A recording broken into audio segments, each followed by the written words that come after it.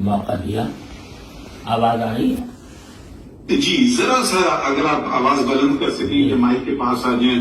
میں تو آ تو رہی ہے مگر تھوڑی سی اگر سب لوگوں کو سنائی نہیں دے گی شاید. جی میں دو باتوں کی معذرت چاہتا ہوں. ایک تو یہ کہ میں ملک سے باہر ہوں اور اس بین الاقوامی میٹنگ ہے جس سے میں اٹھ کر آیا ہوں. تو اور دوسری بات یہ کہ میرے گلے کی تکلیف کی وجہ سے میری آواز ذرا بدلی ہوئی ہے. تو پتہ نہیں آپ حضرات کو سننے میں کوئی دشواری نہ. میں اپنی طرف سے پوری کوشش کروں گا کہ بلند آواز سے آپ سے بات کروں. ذرا آپ مجھے بتا دیں کہ آواز سننے میں آ رہی ہے یا نہیں؟ اب بالکل اچھی طرح سے آپ کی آواز آ رہی ہے. جی بہت اچھا. دیکھیے اس فیصلے کے بارے میں جو 6 فروری کا فیصلہ تھا اور جو نظر ثانی کیس کا آپ کے فیصلہ. سامنے ہے؟ جی اس وقت میرے سامنے میں کیونکہ باہر ہوں لہٰذا سارے کاغذات میرے پاس نہیں ہیں لیکن فیصلے دونوں میں نے پڑھے ہیں اور اس کے اوپر اچھی طرح غور کیا ہے. اور دونوں فیصلوں کے بارے میں ہم نے ایک مفصل تحریر بھیجی ہے. ایک تو وہ تھی جو 6 فروری کے فیصلے سے متعلق تھی. وہ آپ حضرات کو پہلے ہی پہنچ چکی تھی. آپ نے اس کا نظر ثانی کے فیصلے میں بھی حوالہ دیا ہے. اور دوسری تحریر جو نظر ثانی کے فیصلے میں جو آپ حضرات نے فیصلہ دیا اس کے اوپر ایک مفصل تبصرہ وہ میں نے اور مفتی منیب الرحمان صاحب وغیرہ نے لکھ کر دیا تھا. وہ شاید تو ہوا لیکن آپ کے پاس نہیں پہنچا تھا. میں نے جن صاحب نے آج ویڈیو لنک پر خطاب کرنے کے بارے میں مجھ سے ذکر کیا تو میں نے ان کو بھیج دیا تھا کہ وہ عدالت میں پیش کر دیں کہ اس نظر ثانی کے فیصلے سے متعلق جو کچھ ہمیں اشکالات ہیں یا جو اس میں ہمارے لحاظ سے اس میں جو غلطیاں ہوئی ہیں اس کی تفصیل اس تبصرے کے اندر موجود ہے. مجھے نہیں معلوم کہ وہ آپ تک پہنچی ہے یا نہیں. وہ منگوا لیں گے. میرے سامنے تو نہیں ہے مگر آپ سے ہم اگر سن لیں کیونکہ کبھی کبھی پڑھنے میں پھر غلطی ہو جائے گی. بہتر ہے کہ ہم چاہ رہے تھے کہ ڈائریکٹلی آپ سے سنیں آپ سب سے کیونکہ پہلے بھی تو ہم نے منگوائے تھے. پھر ہو سکتا ہے ہماری سمجھ میں غلطی ہو. آپ جب کچھ بات کریں گے تو ہو سکتا ہے اس سے ہم آپ مزید وضاحت لے لیں. ٹھیک ہے. تو اگر آپ کو یاد ہیں چیدہ باتیں اس میں سے یا تمام باتیں تو ہم ان کو نوٹ کرتے جائیں گے. ٹھیک ہے جی. اس میں پہلی بات تو یہ ہے کہ ہم نے یہ گزارش کی تھی کہ جب نظر ثانی کے لیے اس کیس کو منظور کر لیا گیا اور اس منظور کرنے کے بعد آپ نے بہت سے لوگوں کو نوٹس دیے اور ان سے کہا کہ وہ اپنی آراء لکھ کر بھیجیں یا خود پیش ہوں. تو اس میں متعدد اطراف سے آپ کے پاس جوابات آئے. ان میں ہمارا وہ جواب بھی تھا جس پر شاید 5 یا 7 حضرات کے دستخط تھے. اس میں جو نکات اٹھائے گئے تھے نظر ثانی کے وقت میں ضروری تھا کہ ان سارے نکات کو ایک ایک کر کے ذکر کر کے اس کے اندر اگر کوئی نکات میں کوئی غلطی تھی یا اعتراض وہ درست نہیں تھا تو اس کے اوپر بحث کی جاتی. لیکن افسوس ہے کہ وہ سارے نکات آپ حضرات تک پہنچے. آپ نے اس کا بہت ہی سرسری ذکر کیا اور سرسری ذکر کر کے ان باتوں کا جو دلائل اس میں دیے گئے تھے اس کا کوئی جواب نہیں دیا. جب کسی شخص کو آپ طلب کریں اور وہ اپنی رائے پیش کریں جو مقدمے کے اہم مسائل پر مشتمل ہو تو فیصلے میں ضروری ہوتا ہے کہ ان تمام نکات کو اور ان تمام دلائل کو مفصل زیر بحث لایا جائے اور مفصل زیر بحث لایا جا کر اس کو بتایا جائے کہ اس میں جو تبصرہ کیا جا رہا ہے وہ کیسا صحیح ہے یا غلط ہے. مثال کے طور پر سارے لوگوں نے سوائے ایک کے یہ آپ سے عرض کیا تھا کہ 6 فروری کے فیصلے میں آپ نے جو آیات کریمہ درج کی تھیں یہ تو بہت اچھی بات ہے کہ آپ فیصلوں میں قرآن و سنت کے حوالے دیتے ہیں. یہ ہمارے لیے ایک اچھی بات ہے. لیکن جب قرآن کریم کی آیات کو آؤٹ آف کانٹیکسٹ دیا جاتا ہے تو وہ اللہ بچائے تحریف تک بات پہنچ جاتی ہے.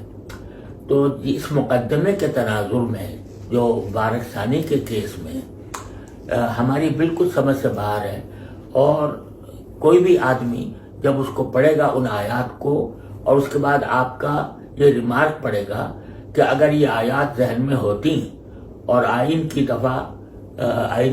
دفعات موجود ہوتی تو یہ مقدمہ درج ہی نہیں ہونا چاہیے تھا. یعنی ایک طرح سے آپ ان آیات کو بنیاد بنا رہے ہیں اس بات کی. نہیں تقی عثمانی صاحب، میں معذرت چاہتا ہوں، آپ برا نہ مانیں. نہیں، میں نے آپ کو بیچ میں آپ کو روکا. اگر ذرا سی وضاحت یوں کر دوں، یقیناً ہمیں بہت سارے وہ ملے کاغذات جن لوگوں کو ہم نے نوٹسز دی، صحیح ہے، اور اگر جتنے نکات ان میں تھے ان سب کو اگر ہم اٹینڈ نہیں کر پائے تو اس میں میری کوتاہی ہے، مگر پھر تو وہ فیصلہ نہیں ہوتا، وہ تو ایک کتاب بن جاتی.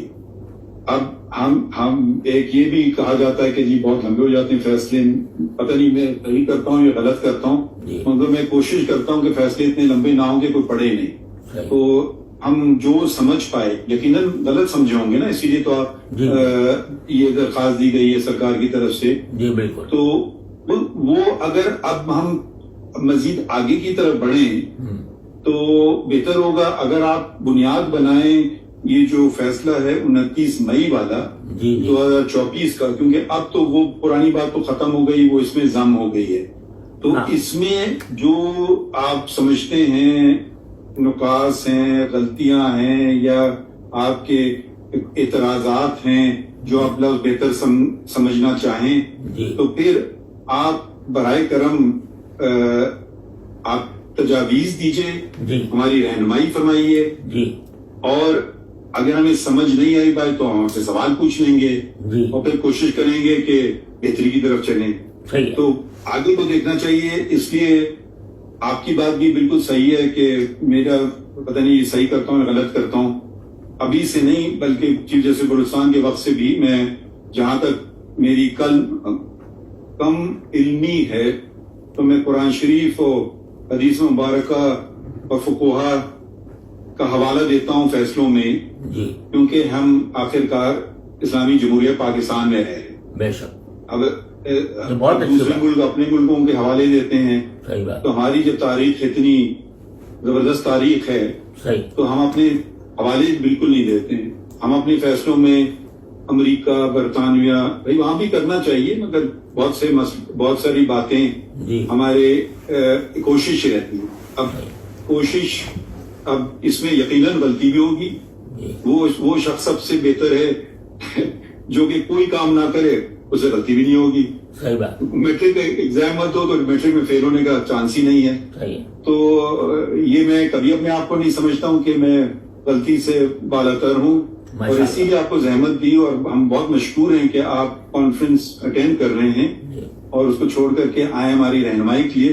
تو برائے کرم اگر آپ 29 مئی کے فیصلے میں اگر آپ ہمیں صرف بتا دیں کہ یہ جگہ غلط ہے، یہ پیراگراف غلط ہے، تو ہم اگر سمجھتے ہیں کہ آپ کی بات میں دلائل میں ہم آپ سے اگری کریں. ماشاءاللہ آپ تو ہمارے ساتھ رہ چکے ہیں، ہم تو آپ کی بڑی قدر کرتے ہیں. آپ تو شریعت کورٹ کے ممبر بھی تھے، اور میں بتا رہا تھا کہ ابھی واپس شریعت کورٹ فعال ہو چکی ہے. تو اگر ہم وہاں سے آغاز شروع کریں 29 مئی سے، اور آپ ہماری نشاندہی کے ساتھ ساتھ اپنے عذر کے اور ساتھ ساتھ پھر اپنے تجاویز بھی دیتے جائیں تو وہ ہم نوٹ کرتے جائیں گے. آپ برا نہ مانیں، مگر وہ میں معذرت چاہتا ہوں کہ اگر آپ کے سارے نکات جو پہلے کے تھے وہ ہم نے ضم نہیں کیے اپنے فیصلے میں، تو اس کا میں قصوروار ٹھہرا. مگر وہ جیسے میں نے بات کی وہ کتاب بن جاتی، کیونکہ نہ صرف آپ کے تھے مگر بہت سارے اور بھی تھے. نہیں، میں دیکھیے آپ کی مشکلات کو سمجھتا ہوں. میں خود جج رہا ہوں، اور جج کے اوپر کتنا بوجھ ہوتا ہے فیصلوں کے لکھنے کا یہ میں جانتا ہوں، اور اسی لیے خود میں بھی حتی الامکان کوشش یہ کرتا تھا کہ بہت زیادہ تفصیلی فیصلہ نہ ہو تاکہ لوگوں کی سمجھ میں آ سکے. لیکن بعض مسائل ایسے ہوتے ہیں جن میں بہت لمبے لمبے فیصلے بھی لکھنے پڑ جاتے ہیں. جب معاملہ کوئی بہت حساس نوعیت کا ہو تو اس کو بہت لمبے فیصلے بھی لکھنے پڑتے ہیں. اب آپ نے جو نظر ثانی کا فیصلہ لکھا، اس میں جو پہلا حصہ ہے نا، یہ تو بڑا قابل استقبال ہے کہ آپ نے ختم نبوت کے دلائل دیے، لیکن اس کی ضرورت نہیں تھی. یہ ضرورت اس لیے نہیں تھی کہ یہ معاملہ مسلمہ ہے تمام مسلمانوں کے درمیان، آئین کی روح سے بھی، قوانین کی روح سے بھی. اس کے اوپر مزید دلائل کی ضرورت نہیں تھی. جتنا وقت آپ نے اس پر لگایا، اگر آپ ان نکات پر لگاتے تو شاید یہ شکایت پیدا نہ ہوتی. لیکن بہرحال جو ہو گیا تو ہو گیا. لیکن جو اصل ہمارے لیے تشویش کی بات ہے، جس کی وجہ سے میں 6 فروری کے فیصلے کا بھی حوالہ دے رہا ہوں، اور یہ اس کو چھوڑ دیجیے، 29 مئی سے آغاز کیجیے نا، اب وہ ختم ہو گیا نا. نہیں وہ 6 فروری گیا، اب اس کا کوئی ریلیونس رہی نہیں. اب آپ کی اس میں درخواست آئی 29 مئی، وہ اس کی کوئی حیثیت نہیں ہے، قانونی حیثیت نہیں ہے. صحیح ہے. تو اب اگر اس کی کوئی قانونی حیثیت نہیں ہے تو اس طرف جانے کی ہمیں ضرورت بھی نہیں. بس مجھے اس کا خطرہ ہے کہ وہ اپنی جگہ انٹیکٹ رہے وہ فیصلہ. وہ میں واقعی وضاحت کر دوں، جب ریویو ہو جائے گا تو پھر وہ ختم ہو جاتا ہے. اچھا ٹھیک ہے. اب ہم اس کو بھول جاتے ہیں. ٹھیک ہے یہی بات کہیں. جی مفتی صاحب، جب 6 فروری کا فیصلے پہ نظر ثانی کا فیصلہ آ گیا 29 مئی کو، تو 6 فروری کے فیصلے کا وجود ختم ہو گیا اور ہم نے نگرانی کو تسلیم کر لیا اور 6 فروری کا فیصلہ ختم کر دیا. اب اس وقت جو فیلڈ میں ہیں آپ تو ماشاءاللہ جج رہے اس بات کو سمجھیں گے. اب فیلڈ میں 29/5/2024 کا حکم ہے. اگر اس پہ کوئی ابہام پیدا ہو رہا ہے جس سے آپ سمجھتے ہیں، میں نے آپ کی ویڈیو دیکھی، آپ نے یوٹیوب پہ ایک ویڈیو بھی کی، پلیز. جی خیر دیکھیے، اب ایسے نہیں ہوتا ہے مناسب، یہ اخلاق کی بات نہیں. آپ تشریف رکھیے. تو آپ اس میں تھوڑی سی آپ ہمیں رہنمائی کر دیں کہ نظر ثانی شدہ فیصلے میں جو آپ سمجھتے ہیں سکم ہے یا جس سے کوئی پیچیدگی پیدا ہو رہی ہے یا اس کا احتمال ہے، اس کی وضاحت فرما دیں تاکہ ہم اس کو دیکھ سکیں. دیکھیے، اس میں جو سب سے زیادہ سنگین بات ہے اس فیصلے کے اندر، وہ یہ بات ہے، صفحہ وہ پیراگراف میں آپ کو دیتا ہوں، پیراگراف 47 ہے شاید. میں 1 سیکنڈ میں آپ کو نکال کے دیتا ہوں. 45 پیراگراف کا حوالہ دیتے رہے. دیکھیے، میں یہ سمجھتا ہوں کہ سب سے زیادہ سنگین بات جو ہے وہ پیراگراف 42. جی ہاں، 42 پیراگراف نمبر 7 اور پیراگراف نمبر 42. جی پہلا والا کون سا بتایا؟ Paragraph number 7 paragraph number 7. جی آپ پہلے 7 پہ بتا لیں پھر 42 پہ بتا لیں. 7 میں وہاں آپ نے یہ فرمایا ہے کہ وہ احمدی اپنے ایک نجی ادارے میں تعلیم دے رہے تھے، جس سے آپ نے یہ ایزیوم کر لیا کہ یہ قادیانی لوگ جو ہیں وہ اپنے نجی ادارے بنا سکتے ہیں اور اس میں تعلیم و تبلیغ کر سکتے ہیں. اسی طرح نمبر 42 میں آپ نے باقاعدہ تبلیغ کا لفظ استعمال کر کے آپ نے فرمایا کہ یہ اگر اپنے مذہب کی تبلیغ کریں تو یہ ان کی ایک عجیب اصطلاح استعمال فرمائی آپ نے کہ ان کے گھر کی تنہائی میں شامل ہوگی. گھر کی تنہائی غالباً آپ نے ترجمہ کیا ہے ان کی پرائیویسی کا شاید. تو یہ اس میں تبلیغ کی آپ نے غیر مشروط ہدایت دی تھی. غیر مشروط کے ساتھ آپ نے ایک لفظ ضرور بڑھایا کہ قانون کے مطابق، لیکن آپ نے جو اس میں سب سے پہلی بات تو یہ 298C جو PPC کا 298C ہے، اس میں 2 لفظ الگ الگ بیان کیے ہیں. ہم نے اپنے تحریر میں وہ بات واضح کی ہے، یعنی جو جس چیز سے قادیانی حضرات کو منع کیا گیا ہے وہ 2 حصوں میں منقسم ہے 298C میں. ایک حصہ ہے پریچر اور پروپیگیٹس، ایک تو یہ ہے. پھر آگے اور invites others to their faith. تو ظاہر ہے کہ قانون میں کوئی لفظ ریڈنڈنٹ نہیں ہوتا. تو جب اگر ہم پریچنگ کو اور پروپیگیشن کو دوسروں کے متعلق قرار دیں گے تو invites others to their faith یا جملہ ریڈنڈنٹ ہو جاتا ہے. لہذا اس کا کوئی اور مطلب نہیں ہے کہ وہ اپنی کمیونٹی میں بھی اپنے آپ کو مسلمان ظاہر کر کے نہ تبلیغ کر سکتے ہیں نہ پریچنگ کر سکتے ہیں. 298C اگر آپ براہ کرم نکال لیں تو اس وقت میرے پاس مواد پورا موجود ہے. میرے سامنے ہے. جی میں پڑھ دوں آپ کے لیے؟ ضرور. جی نہیں ضرور پڑھ دیں تو اچھا ہوگا. اچھا یہ میں پڑھ دیتا ہوں. جی یہ انگریزی میں تو انگریزی میں پڑھوں گا. ظاہر انگریزی میں پڑھیں. جی. Any person of the Qadiani group or the Lahori group who call themselves Ahmadis or by any other name, who directly or indirectly poses himself as a Muslim or calls or refers to his faith as Islam or preaches or propagates his faith or invites others to accept his faith by words, ٹھیک ہے. یہاں میں میں آپ کا point سمجھ رہا ہوں. by words either spoken or written or by visible representations or in any manner whatsoever outrages the religious feelings of Muslims shall be punished with imprisonment for either description for a term which may extend to 3 years and shall also be liable to fine. جی میں بالکل 100% اتفاق کرتا ہوں. اب مطلب آپ کہہ رہے ہیں کہ یہ 2 پیراگراف یہ اس میں ابہام ظاہر کر رہے ہیں کہ یہ کہیں یہ 298C کے برعکس ہے. یہ آپ کا پوائنٹ ہے؟ جی بالکل یہ میرا پوائنٹ ہے کہ یہ صرف یعنی جو پیراگراف جو قابل اعتراض پیراگراف ہے 42 ہے نا. اگر یہ ہم ان کو وضاحت کرتے ہیں دیکھیے 42 ہے یہ کچھ اور ہے. ان کلیئر کلیش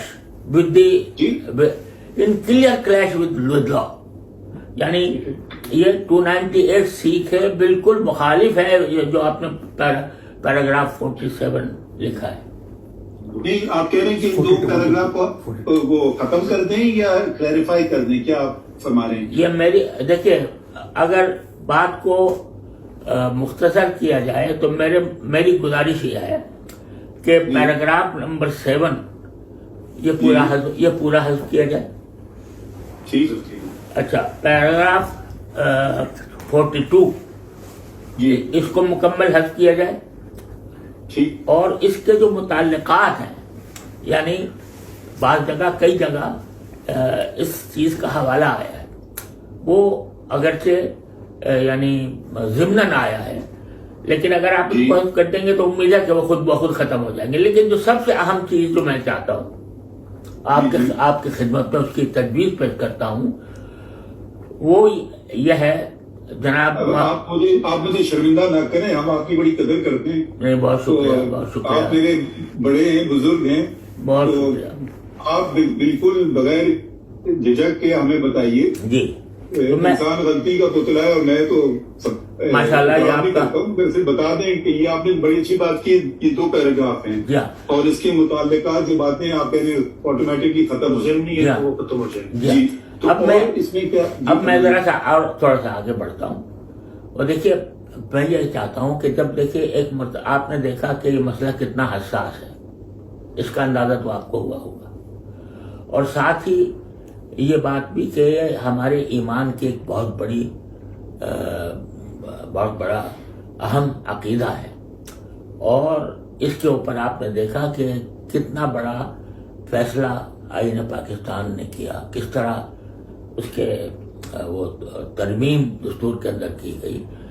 تو اس میں ہم جب کوئی مسئلے میں الجھ گئے ہیں کہیں تو ہمیں محض ٹیکنیکلٹیز کی بنیاد پر بات کو بے دلی سے نہیں کرنا چاہیے, بلکہ جب نظر ثانی کریں یا کسی غلطی کی کریکشن کریں تو کھلے دل کے ساتھ کریں.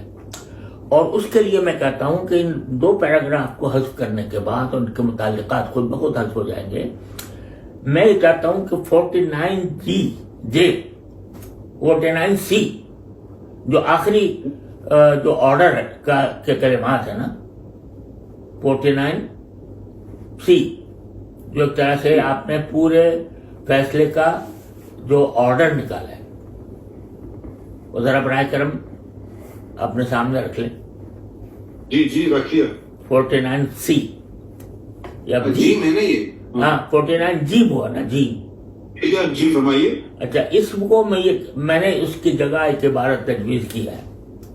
جی فرمائیے. وہ یہ کہ جہاں تک اس مسئلے کا تعلق ہے کہ پیش نظر مقدمے کے ملزم پر مجموعی تعزیرات پاکستان کی دفعہ 295B 295C 298B 298C کا اطلاق ہوتا ہے یا نہیں ضمانت کے اس مقدمے میں، جبکہ ملزم کا ٹرائل ابھی باقی ہے، ہم یہ مناسب نہیں سمجھتے کہ اس پر کوئی فیصلہ دیں، کیونکہ ٹرائل کورٹ میں ابھی مقدمہ چل رہا ہے. ٹرائل کورٹ کو چاہیے کہ ہمارے فیصلے مورخہ 6 فروری سے متاثر ہوئے بغیر مقدمے کی کارروائی جاری رکھے اور تمام حالات مقدمہ کو سامنے رکھتے ہوئے اس بات کا فیصلہ کرے کہ ملزم پر مذکورہ دفعات کے تحت جرم بنتا ہے یا نہیں. خالص میرٹ پہ اس کا فیصلہ کرے، اور اس طرح نظر ثانی کے تمام درخواستیں جزوی طور پر منظور کی جاتی ہیں. یہ آپ اتنی جلدی میں لکھ نہ پایا، آپ یہ میں ابھی عبارت بھیج دیں گے ہمیں؟ جی ضرور. میں ابھی جو صاحب میرے رابطے میں ہیں میں ان کو بھیج دیتا ہوں. ٹھیک ہے. مزید کوئی بات؟ جی میں یہ چاہتا ہوں کہ میں گزارش یہ ہے کہ اس معاملے کو زیادہ لٹک جائے اور یعنی اس کی وجہ سے اضطراب انتشار بھی پیدا ہوا. آپ کی بڑی مہربانی ہے کہ آپ نے متعلقہ حضرات کو بلایا، ان کو سنا اور اس کے بعد آپ نے فیصلہ کیا. اب یہ آخری بار ہو رہا ہے، تو اس آخری بار میں براہ کرم جتنے اشکالات پیدا ہوئے ہیں، اشکال کیا پیدا ہوا میں آپ کے سامنے رکھ دیتا ہوں.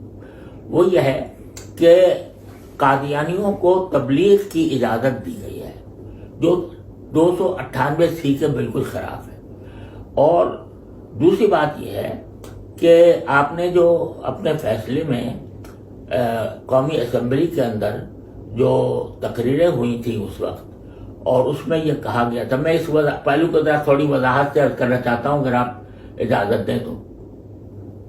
نہیں اجازت ہے. اچھا، تو وہ یہ ہے کہ اس اسمبلی کی میں جو تقریریں ہوئی تھیں اس میں یہ ضرور کہا گیا تھا کہ ہم ان کو ایک غیر مسلم اقلیت قرار دے کر غیر مسلم اقلیت کے ان کو حقوق دیں گے.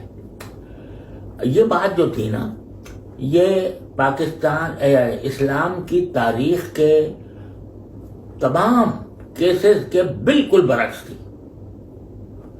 یعنی آپ نبی کریم صلی اللہ علیہ وسلم کے زمانے سے یہاں میں ذرا آپ کو برا نہ مانیے، کیونکہ پارلیمان میں کیا ہوا اب وہ تو ریکارڈ کا حصہ ہے نا.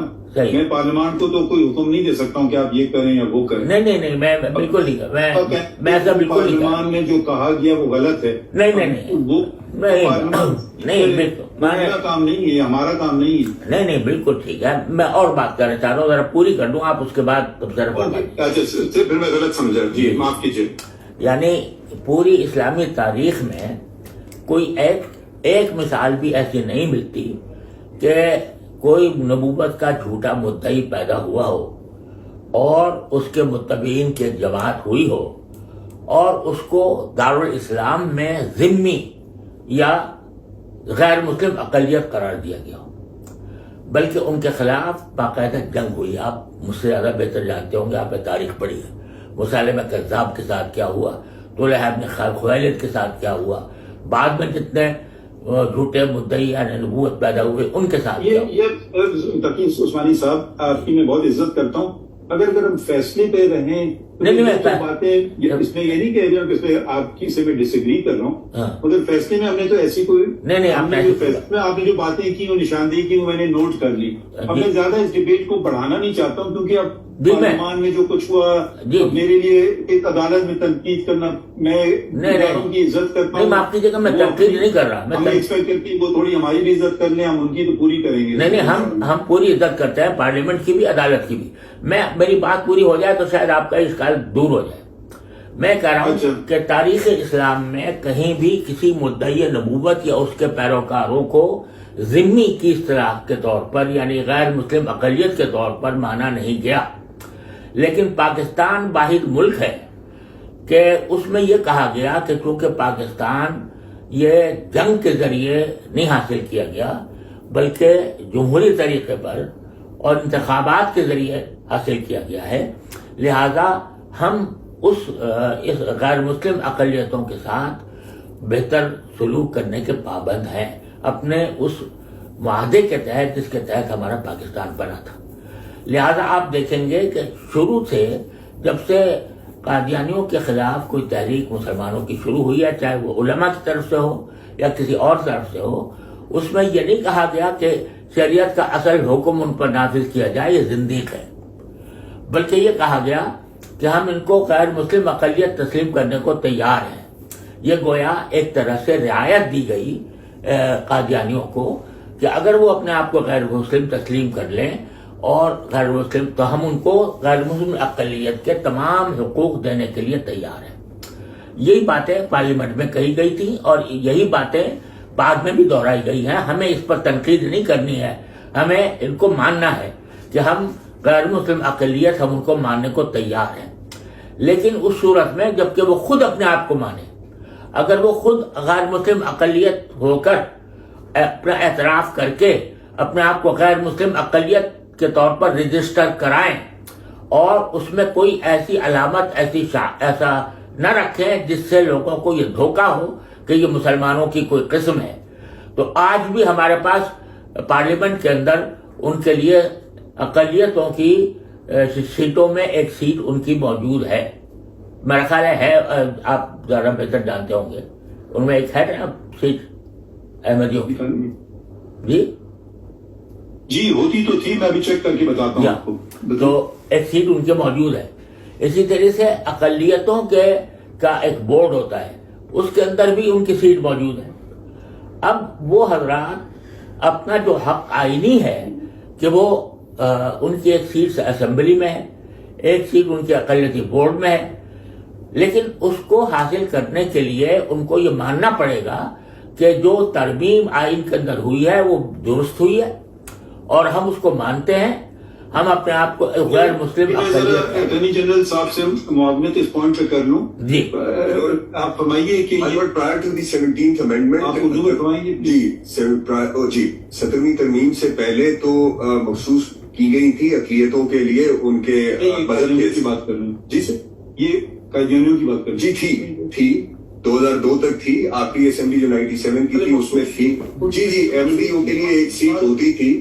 اب یہ ہے 2002 کے بعد سے اب وہ بس غیر مسلموں کے لیے ہے، اس میں یہ نہیں ہے کہ کس اقلیت کی کتنی ہوگی، اب وہ 10 سیٹیں ہیں، وہ کسی کی بھی ہو سکتی ہیں، اب وہ والی تفریق نہیں ہے، وہ پہلے تھی اب نہیں ہے۔ آپ نے سن لیے مفتی صاحب، آپ نے سنا؟ جی میں لیکن رہی ہے وہ ابھی انہوں نے کہا وہ پہلے اسپیسیفکلی تھی مگر 2002 کے بعد اسپیسیفکلی ختم ہو گئی ہے، اب وہ جیسے باقی غیر مسلموں میں وہ ضم ہو گئے۔ ٹھیک ہے، یہ ہے مگر بہرحال اگر وہ غیر مسلم نہیں بنائے پارلیمان، ٹھیک ہے بالکل ٹھیک ہے، لیکن اگر وہ اپنے آپ کو غیر مسلم کے طور پر رجسٹر کرا لے اب بھی، ٹھیک ہے، تو جو سیٹیں مخصوص کی گئی ہیں غیر مسلم اقلیتوں کے لیے، اگر وہ غیر مسلم اقلیت ہونا تسلیم کر دیتے ہیں، اپنے آپ کو رجسٹر کرا دیتے ہیں، تو پھر ان کی سیٹ ہو سکتی ہے وہاں پر، اب بھی ہو سکتی ہے، کیونکہ اس میں کسی کی تخصیص نہیں کی گئی، اس پہ تو کوئی دو رائے نہیں ہو سکتی۔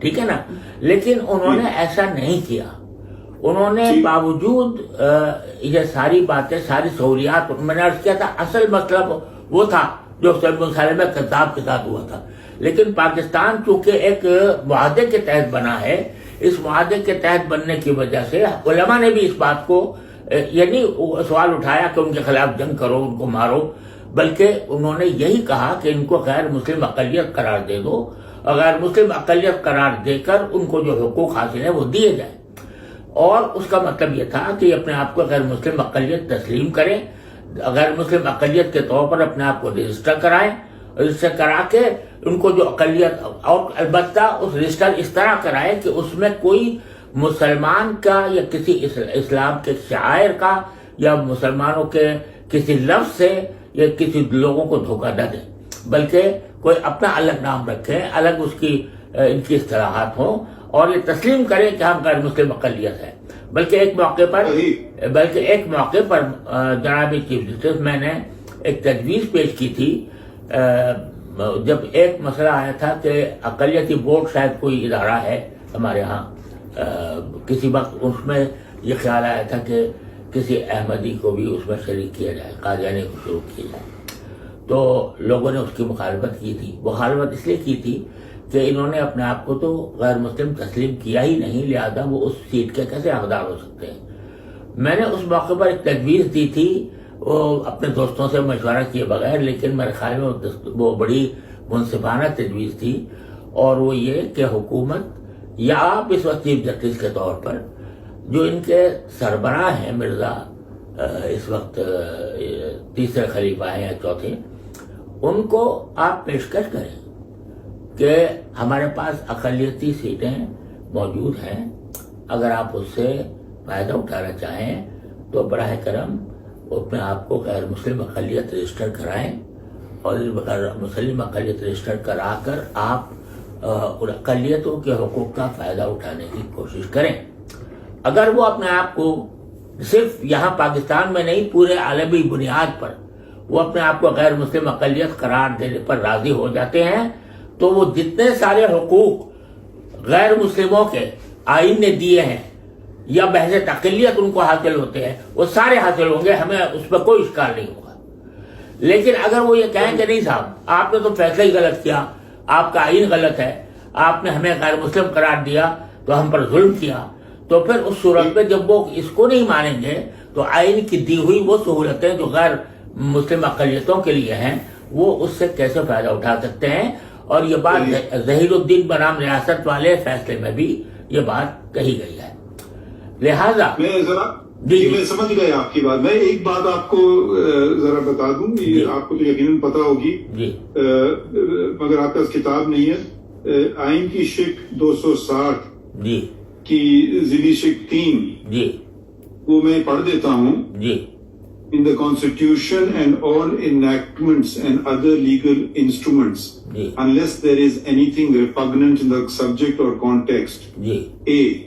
Muslim means a person who believes in the unity and oneness of Almighty Allah, in the absolute and unqualified finality of the prophethood of Muhammad, peace be upon him, the last of the prophets, and does not believe in or recognize as a prophet or religious reformer any person who claimed or claims to be a prophet in any sense of the word or of any description whatsoever after Muhammad, peace be upon him.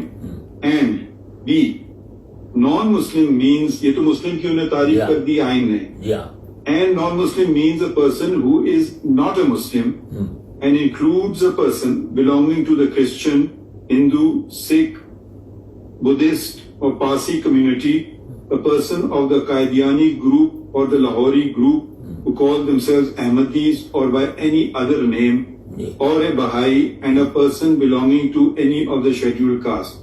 تو آئین نے تو اس کی بالکل وضاحت کر دی ہے، اس میں تو کوئی دو ہماری رائے کیا ہے، یہ تو ہم سب پہ ہم پابند ہیں، کیونکہ ہم حالفی اٹھاتے ہیں آئین پہ، تو مطلب یہ تو مجھ پہ بھی یہ بالکل پابند کر دیا ہے سب کو، بالکل صحیح، نہ صرف کہ پوری ریاست کو، بالکل صحیح، شہری رہتے ہیں سب کو پابند کیا ہوا ہے، بالکل بالکل صحیح۔ تو اس کو وہ یہ بھام کی بات نہیں ہے، کیا ہے نہیں، دیکھیے میں نے پڑھے دو شکیں پڑھی، ہاں اس میں کوئی بھام نہیں ہے، یہ آئین میں کوئی بھام نہیں ہے، لیکن اس کی ایپلیکیشن اس معنی میں ہے کہ کون سی غیر مسلم اقلیت کو وہ حقوق حاصل ہوں گے۔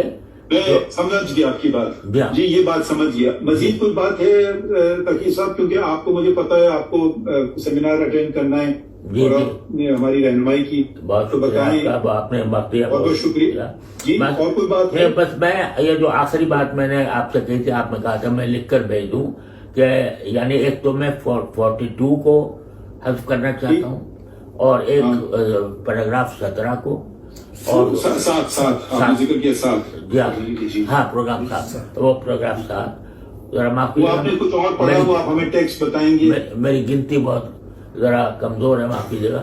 تو پیراگراف 7 اور پیراگراف 42 اس کو تو میں نے حل کیا کہ مکمل حذف کیا جائے. اور ماشاءاللہ آپ کی ماشاءاللہ پوچھ سکتا ہوں کہ عمر کیا ہے یا نہیں پوچھ سکتا ہوں؟ نہیں ضرور پوچھیں. اجازت ہے؟ یہ اکتوبر آنے والا ہے, اس میں میری میلادی یعنی شمسی حساب سے میں 82 سال کا ہو جاؤں گا. چلے میری بھی سالگرہ اکتوبر میں ہوتی ہے. اچھا ماشاء اللہ. تو ماشاءاللہ آپ کو اللہ تعالیٰ مزید عمر کرے اور تندرست رکھے. آپ کی کتنی عمر ہے؟ رہنمائی کرتے رہیے گا. جی ہم تو حاضر ہیں جناب. ہم تو 17 سال یہاں رہے ہیں آپ کے سپریم کورٹ میں. اچھا بس ایک ذرا سا اگر میں یہ عدالت کے دروازے میں تو شک کھلا ہی رہتے ہیں. کسی کو کوئی بھی بات ہے, اب دیکھیں درخواست دی ہم نے فوراً لگا دی, کوئی چھپائی نہیں کوئی دبائی نہیں, فوراً لگا دی. بہت اچھا. پہلے بھی آئی تھی درخواست. اب یہ ضرور آپ کہہ سکتے ہیں کہ فیصلے پر تنقید آپ کا حق ہے, نہ صرف حق ہے بلکہ میرے خیال میں تو آپ رہنمائی کرتے ہیں. مگر اگر عدالت میں آئیں گے یہ غلط ہو گیا اب دیکھ لیں گے اس میں غلطی ہے نہیں ہے, تو بہت بہت آپ کا شکریہ کہ آپ نے ہماری رہنمائی فرمائی.